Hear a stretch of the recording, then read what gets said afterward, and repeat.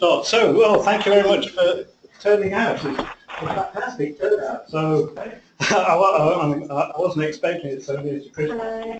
So, before you all do what you do at Christmas, or if you don't do, but go back and talk to your families, or try not to talk to them about Brexit and Trump, then here's one last reminder of what we've all been talking about this year in different ways. That's the title of the paper we wrote, Rise of Right-Wing Populism and Its Implications for Oxfam. Those are the authors. I'm going to basically just kind of run through the analysis part of the paper. The second half of the paper is the implications, and that we've only drawn some very general ones at the moment, and we're developing that. So I'm going to hand over to you to sort of tell me what you think about the implications, and Irena will chair that discussion. And as Irena said, this arose obviously in the context of Brexit and the Trump phenomenon. Those are both complex events with their own histories and their own sort of you could look at those as standalone events and drill down into them. I'm not going to do that. I'm not going to sort of take you to the details of these particular events. And I know that some of you have already been to presentations, for example, on Brexit. But I'm stepping back. We're taking a kind of overview of right-wing populism as a whole. And I'll just say something about the sources. Most of us will be familiar with. There's been a massive commentary in the media, blogs, vlogs, you name it. There's tons and tons of commentary of variable quality, and I think most of us in some ways will be familiar with that. There's also, and I'll talk a little about, there's also some hard data from opinion polls and surveys and so on, which again some of you may well have come across. But we've also dug into the academic literature. And there's an older academic literature that predates, believe it or not, 2016, about both left-wing and right-wing populism.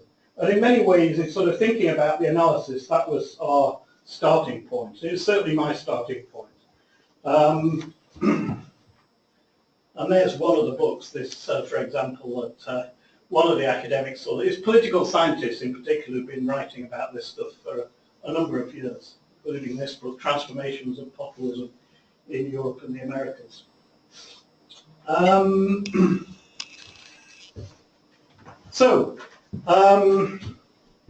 Let me speak first about the kind of electoral trends, but let me say something first about what we mean by right-wing populism, because this was the last talk I did, where I actually asked on, well, what exactly is the kind of definition. I think it was earlier this week, was it, or last week, that Nigel Farage on Radio 4 said it's the deliberate use of a pejorative term. People who we define as right-wing populists tend not to like the use of the term at all, but it has, however, been used for some years in the academic literature as well as in popular commentaries. The definitions vary. Each author has his own kind of take about it, about what sort of right-wing populism is. But there are perhaps a couple of features that are there in most definitions. I mean, the longest definition I've seen spans about 4 or 5 pages of one of those books, with whole bundles of sort of characteristics, pick from these and you'll get right-wing populism. But mostly it sort of boils down to a couple of things, and this is very much the idea that it's, and this is why the word populism is used, which incidentally stems from sort of, I think it was first used widely in the context of, if you like, left-wing agrarian movements in the 19th century, early 20th century. So one sort of idea around it is it's about the people. It's about the people. It's representing the voice of the people against the establishment, in particular, often a kind of corrupt elite. The second idea, which it features in constantly, is this thing that is sometimes called in the literature nativism, this combination of nationalism and xenophobia, and with all that entails, in particular, spinning out into this kind of resentment against immigration, anti-immigration ideas. And that's sort of, well, most definitions of right-wing populism, those two things are sort of at the core of it. Left-wing populism, I won't say a lot about now, but that doesn't have that sort of nationalism plus xenophobia element in the same way. But it does have the us versus them, people versus the establishment characteristic. So, now what is interesting is that right-wing populism, although we've been talking about it this year in the context of Brexit and Trump, it's generally agreed among political scientists that its current wave of right-wing populism actually got going quite some time ago in the 1980s. And there are sort of key moments like the electoral breakthrough of the Front National in France with the elder Le Pen. I think it's when was that, 1984. It's not a new phenomenon. It's been sort of bubbling under, and over the years been increased. Although you think of a lot of these sort of populist parties as you know, being sort of small beers, we think of UKIP. They're kind of in national elections. They've been, you know, there's been ups and downs, but there's been an overall sort of trend upwards of them getting you know, more seats in national parliaments and getting higher percentages of those. And obviously in sort of you know, it's, and we're all talking now about what's going to happen in the upcoming elections in Europe. It's kind of, it seems to be getting to that kind of tipping point where they're getting, and some of the analysis, our political scientists were writing 2 or 3 years ago, didn't think it would reach that point, that they'd never get past the sort of, you know, the magical 30% or whatever it was. But it's actually, we're actually seeing it happen now. So there's a kind of general trend over time of having increasing electoral success. And let me just say one thing: when we're talking about when we're talking about right-wing populism, it's usually distinguished from the sort of extreme right, the neo-Nazi type groups that are on the far right, the people who believe principally in using non-democratic means to sort of get their points across and so on. Again, it's a fuzzy line, but they're usually excluded from that kind of analysis. And at the same time, there's no clear, let me say, there's no clear genealogy. There are in the case of individual parties and groups, but there's no sort of overall in this kind of wave, if you like, there's no clear genealogy between what happened in the 1930s and now. It's in many ways, there are links, yes, here and there, but you know, it's a separate phenomenon in some ways. And there are also, as I'm sure some people are aware, these are some from the Pew Research Centre. There are also a lot of public opinion trends that back this up, that speak to those, that speak to, sorry, I'm moving away. Yeah, there are public opinion trends that you know, speak to those kind of, the sort of nativist, anti-establishment narratives. And there are just a couple of examples there. We could have produced a lot more of those kinds. Ideas about refugees and terrorism, and so on in the States, in the UK, etc. So there's a lot of public opinion data that, you know, that sort of parallels that sort of electoral data. So what I'm going to do now is just run through the sort of principal explanations. What are the main explanations out there, and how would you put them together for this phenomenon? And I'm going to talk briefly about I'm going to split them into two, and we do this in the paper: the demand side and the supply side. And so the demand side, really asking why are particular groups of people being drawn further to the right, and then the supply side, what are right-wing parties and politicians themselves doing to attract them. And I'm going to start out with the demand side. And again, I expect some of you have seen this before and are familiar with it, the sort of principal economic explanation. And you see different variants of this. But it is that it's a process of that sort of neoliberal globalization, free trade, free everything that began in the late 70s, 80s, has produced a clear set of winners and losers. And this is particularly evident if you look at global income distribution. And this is Branko Milanovic's famous elephant chart or elephant graph, which has been splattered all over the countries this summer since Brexit. And just to, I won't go through the details, but it sort of focuses on I mean, the news story is around what's been happening around the 80th percentile of global income distribution and the losers there.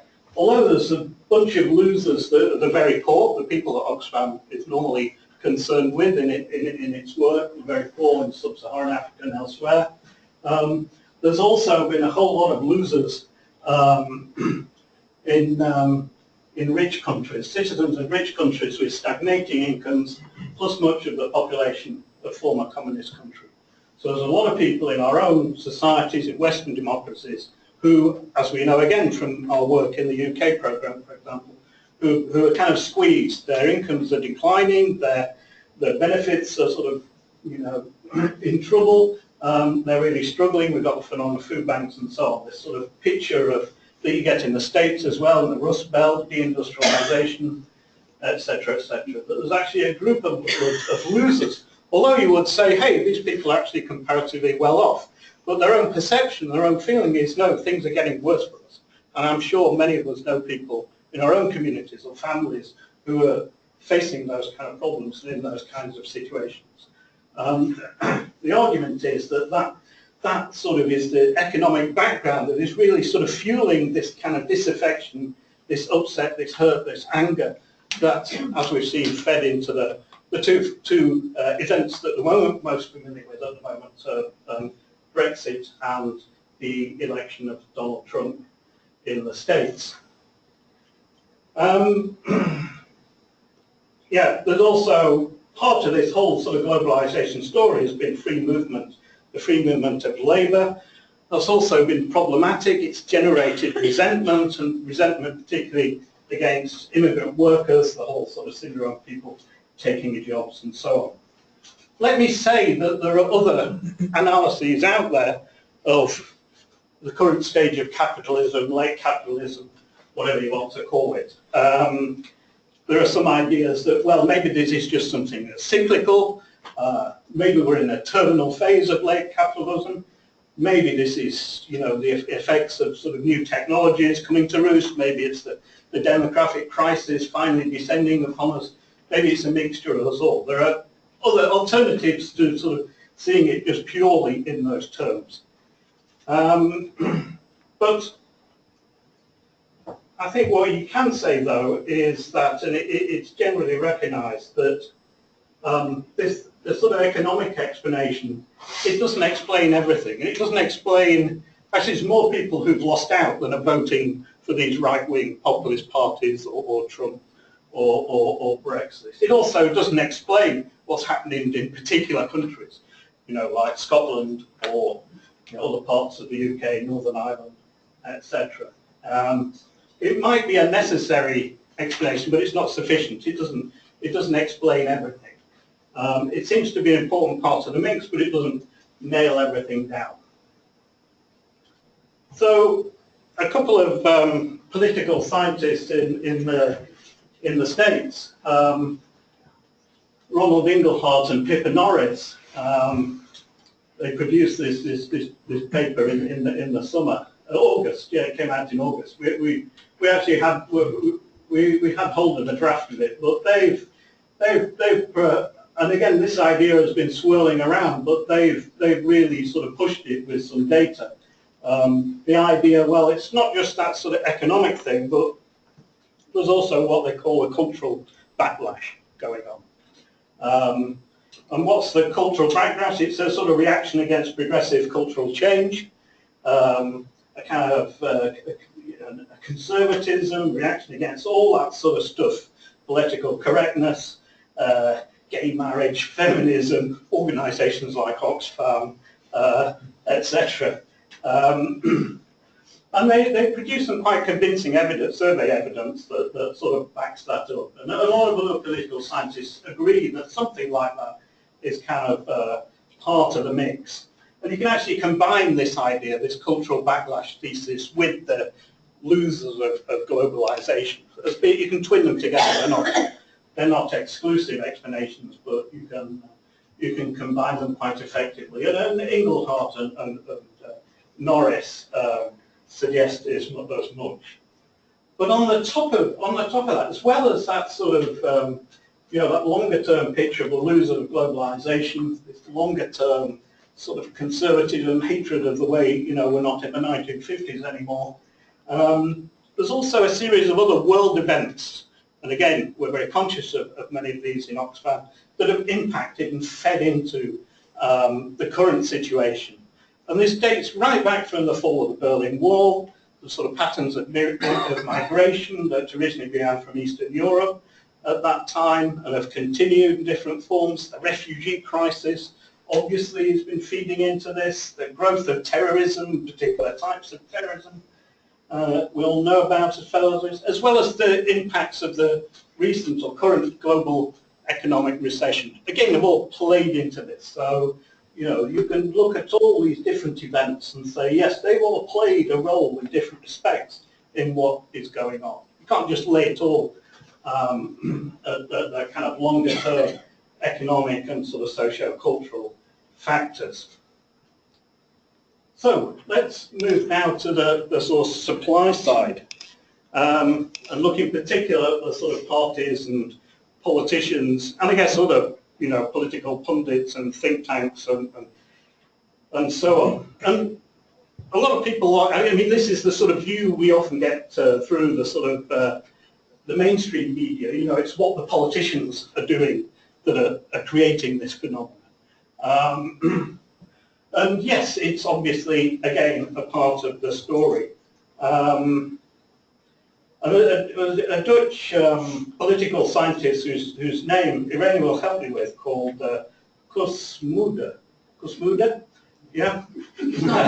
Thanks for the shrug. Anyway, his name's spelled M-U-D-D-E. Has kind of summarised this, and it's sort of, talking about, well, the impact, you can think of their impact on people.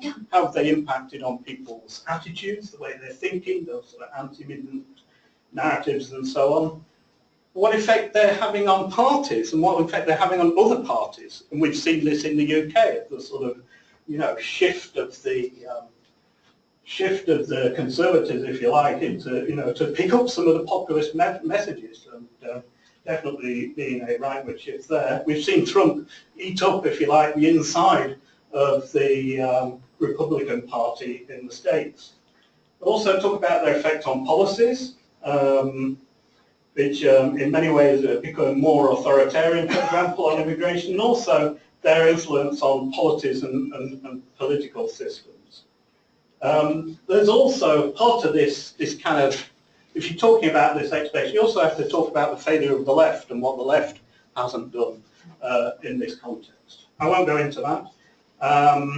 This is all, we pick up the usual Oxfam framework that Joe is always reminding us of as well.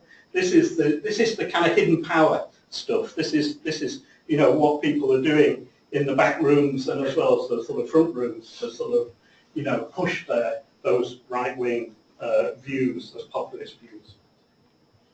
But and I think this is where we sort of pick up from the literature and sort of push the sort of thinking ahead a bit more ourselves, is on that sort of supply side, and it kind of crosses over to demand, if you like. There's really been a key role played by the sort of these discourses and these particular narratives of right-wing populism. A good example in those kind of newspaper headlines there. Those horrible newspaper headlines, the kind of which we've been seeing for some time now. And here there's some really kind of entrenched narratives. They predate 2016. I mean, this stuff has been going on for a long time. It's not new at all. It predates, what Farage and Trump have been doing in particular. This isn't new at all. It's there and it's swirling about in, if you like, the invisible power that's in people's minds and thoughts, as well as the ideas that are being pushed. Obviously, the politicians are jumping on this stuff, but it's also out there. This is what you might call, using those terms, invisible power. And in our analysis, we kind of, again, you can cut this different ways. You can define the narratives in different ways, but we group them into three. Different analysts do it differently. We put them in three main groups. So there are those sort of anti-elite, anti-establishment narratives that I've already referred to. And they include this anti-intellectualism, this, we don't need experts stuff that Gove came out with. And that kind of conservatism, that kind of anti-political correctness. You could all broadly put them under that sort of anti-elite, anti-establishment heading. Then there are a load of narratives that are specifically anti-globalization, including the Eurosceptic narratives in the UK and other parts of Europe. These are sort of bundled up with sort of nationalism, anti-internationalism, anti the kind of thing organisations like Oxfam do. And then there's a third set of narratives, again represented by these newspaper headlines, which are the anti-immigrant, anti-refugee, this horrible xenophobia, the Islamophobia, all that stuff that has really hurt us and shocked us. I think most of us, most deeply, including people, I think, many people who voted for Brexit would distance themselves, or at least, in interviews, distance themselves from those attitudes. And that's this sort of, these narratives haven't just come straight out of the politicians' mouths. They've been there. They've been around for years. And I think that's, in a way, a frightening thing, because it raises a whole new set of questions about, well, what have we been doing about that all along? Why has that happened? Why has it got to this stage that they're just there for the politicians, the press, and others to pick up on? And we think that that's highly significant. And what we've got, I mean, it's all kind of us and them. It's all me and you, and it's all. The trouble is, you get this also on the left. Some of these narratives, the elements of the anti-establishment, anti-narrative are shared by the left. Sometimes we play these games in Oxfam ourselves. So, there's some, it's not all sort of straightforward. Obviously, we don't. We don't buy into anti-immigrant narratives, but it's not always that clear-cut. And this sort of politics of blame and scapegoating, there's clearly been a large role played by the media, which has kind of fostered, and again, this has happened over many years, fostered sort of moral panic. And I've just stuck up this cover of the old book by Stanley Cohen, which is about mods. Its main case study is about mods and rockers. But the whole literature stemming from that period, some of you will know and have read the work of Stuart Hall and others talking again about how moral panic and narratives of these kinds develop over the years. So there's sort of literature. We have a way of looking at those things and thinking about the role that the press, and particularly in the UK, plays in those kind of developments. What we've got now is something tacked onto that, and this has been the newspaper narrative, the spread narrative, in particular factor in the UK. But as we've really increasingly realised, new contemporary social media have also begun to play a big part in this whole story. So we've got the contemporary social media, all those kind of ideas now, people talking about, well, we're stuck in various echo chambers. Well, even Oxfam is maybe stuck in a big echo chamber. We're not talking to the other side, or the people maybe we need to persuade. We're just talking to ourselves and people who think the same way and so on. And clearly, you know, we know about the role of Twitter in sort of Trump's electoral success. These kind of, and particularly those sort of nasty, if you might call toxic narratives, they also have very real-world impacts. They don't just have an impact upon you know, public opinion and polls about them, but as we've seen, they have real, you know, real-world unpleasant impacts. For example, in terms of you know, hate crime and so on, and those impacts are measurable, and that's also of use to us. That's also being able to measure that is we don't like it, but it gives us a handle on some of the things that are happening and the trends and so on. So that's a summary of our analysis. I'm not going to say much about the implications because this is what we want to talk about now. There's clearly a clash with Oxfam's, a lot of Oxfam's values.